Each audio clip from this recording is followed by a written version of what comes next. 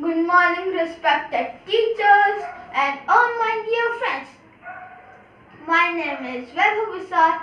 I am studying in class 4E. My roll number is 37 and I have got this golden opportunity to make this video. My teacher helped me in making this project. She gave me all the instructions and how I have to do my project. So this is my project, a rainbow.